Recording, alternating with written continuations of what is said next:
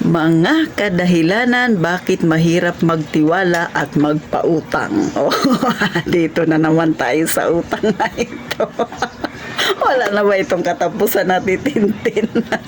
Kasi may nababasa ako sa comment, si Ma'am Ellen Pilar, hindi na daw talaga siya magpapautang. Kahit anong vlog ko tungkol sa utang, minsan tayo rin, nadadali pa rin tayo sa mga utang na yan, mga kasari. At totoo yan, ha. Meron talagang mga tao, no, sadyang makakapal yung pagmumuka, sadyang magagaling magsalita, matatamis magsalita. O ngayon, mag-real talk na naman tayo dyan sa utang na yan. Alam niyo mga kasari, kapag may kailangan ng isang tao sa inyo, lalo na kung mangungutang, lahat gagawin yan. Lahat ng matatamis na salita sasabihin sa iyo niyan. O, di ba? O, totoo yan, sisi. Una niyan, lalapit sa iyo, makikipagkwentuhan sa iyo, bubula-bulahin ka. Meron akong ganyang customer.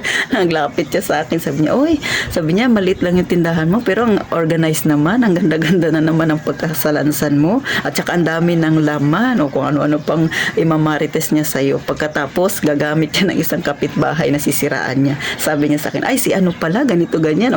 Nagmarites na siya sa akin. Matagal-tagal na siya nakipag-usap. So, parang ayoko na siyang kausapin. Nung nararamdaman niya na parang aalis na ako sa harapan niya, sabi niya kagad sa akin, ay Tintin, baka pwede namang makautang sa'yo, mamaya ko lang bayaran. Mga kasari, sa totoo lang, ganyan ang style niya. Abay, sinagot ko siya kaagad, ay pasensya na po, hindi ako nagpapautang. Pasensya ka na. Akalain mo yun, ako yung inutangan, ako yung hihingi ng pasensya. Saan ka nakakita niyan? Pambihira talaga. Pero totoo yan mga kasari. Ginawa ko yan, pasensya na po. Hindi po ako nagpapautang. So ganyan yung sinabi ko sa kanya, mga kasari, pasensya talaga. Dahil lang sa ayaw kong ma-offend sa kanya kasi nag-effort siya para ako'y kausapin, para ako ay paikutin niya nang makautang siya sa akin. So, dahil hindi niya naman ako nabola, pasensya siya. So, ganyan yung mga senaryo na yan, sisi. Kaya ikaw, wag kang papadala. Ito ay simpleng real talk lang. Hayaan mo yan siya dyan, mangonsumisyon na hindi mo siya pinautang.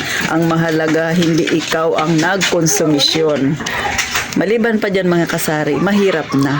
Ayokong magbahay-bahay para maningil ng utang. Ayan talaga yung ayaw ko sa lahat. Yung nung nangungutang siya yung nag-effort pumunta sa akin. Tapos nung magbabayad na, nung sisingilin ko na, kailangan ako yung magpunta doon sa bahay niya. Mag-alay lakad ako magpunta doon para singilin siya. Ay naku, yan talaga yung ayaw na ayaw ko. Kaya ayaw kong magpautang kasi ayaw kong mag-alay lakad papunta doon sa bahay nila. Isa pa mga kasari, ayaw kong sanayin sila ng ganun. Ikaw may kailangan, lumapit ka sa akin. Dapat kung good payer siya yung magbabayad, lalapit sa akin. Tsaka ayaw kong magkaroon ng kaaway. Isa talaga yan mga kasari. Mahirap talaga. Pag nagpautang ka, magkakaroon ka ng kaaway. So ako, kahit na dito marami naman na nagsasabi sa akin, maldita yung anak ni Ate Rems. Maldita daw ako. Ay, pinapabayaan ko sila. Wala akong paki sa anumang sasabihin nila. Basta ako nagnegosyo ako, hindi ako nang apak ng tao, hindi ako nang agrabyado ng tao, malinis ang puso ko, tapos. Ganun lang mga kasari. Kasi pag iintindihin mo yung mga sasabihin nila, madamot ka, hindi ka malapitan, ano rin. Kisa ako ang magkonsumisyon. Kaya ikaw, sisi, huwag masyadong mabait. Masama yung masyadong mabait, sisi. Naku talaga, mangungonsumi ka. Kaya, para hindi ka mangonsumi, iwas stress. Sabi ko nga sa mga nakaraan ko pang vlog, mga kasari, huwag kang magpautang. Pangalawa, huwag kang masyadong mabait. Hindi man natin obligasyon na wala silang kainin kasi pare-parehas tayong mga nasa masang pamumuhay. Pare-parehas tayong nagsisika para makakain din tayo. Kung yung kabaitan mo, dala-dala mo hanggang ngayon, inuutangan ka na, mabait ka pa rin, ay antayin mo ang paglubog ng tindahan mo, sisi. Ituloy mo yan. At sigurado ko, lubog talaga ang tindahan mo. Okay lang to, makatagpo ka ng mangungutang na marunong magbayad. So, sabi ko nga, walang problema kung nagpapautang ka as long as ang pinapautang mo marunong magsoli. At kung ikaw naman ay nagpapautang, huwag mong ibibigay lahat. Dapat magtira ka rin para kung hindi siya magbayad, hindi ikalulubog ng iyong tindahan.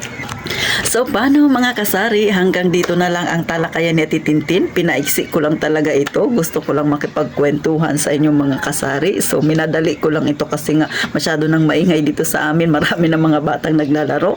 Kaya tandaan ha, huwag masyadong mabait kasi pag mabait ka, yan ang ikalulubog ng tindahan mo, sisi. Huwag mo nang dagdagan ng problema mo. Lutasin mo ang sarili mong problema at hindi ang problema ng iba.